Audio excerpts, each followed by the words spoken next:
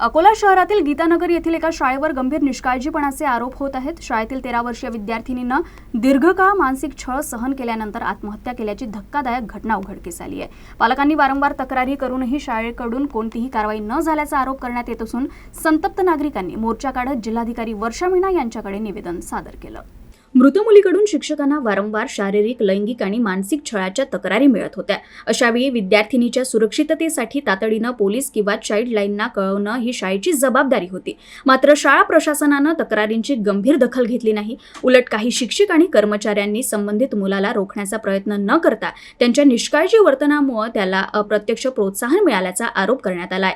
Van ड्रायव्हरनंही विद्यार्थिनीला वारंवार त्याच मुलासोबत बसवून तिच्यावर होणारा छळ अधिकच वाढवला। विद्यार्थिनीच्या सततच्या तक्रारीकडे दुर्लक्ष केल्यामुळे तिच्यावर मानसिक ताण वाढत गेला आणि ती असह्य होत गेल्यानं तक्रारीत नमूद आहे।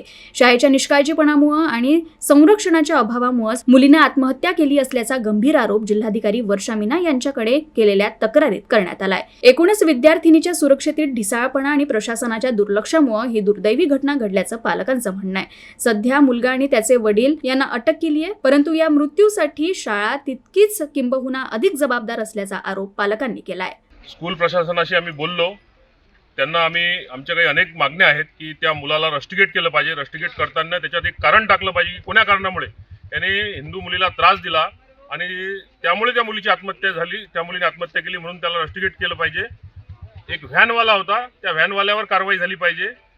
इथं सिटिंगची पद्धत आहे, सिटिंगची जी पद्धत आहे, एक मुलगा एक मुलगी हे कोणताही नियम नसताना लव जिहादला बढ़ावा देण्याकरता या शाळेने सिटिंगमध्ये एक मुलगा एक मुलगी बसवली आहे। असे शहरातल्या अनेक शाळेमध्येही ते सुरू आहे, ते सुद्धा आम्ही बंद करू आणि शाळेची मान्यता रद्द झाली पाहिजे यासाठी यानंतर आम्ही आंदोलन करू। कलेक्टर साहेबांना निवेदन देऊ।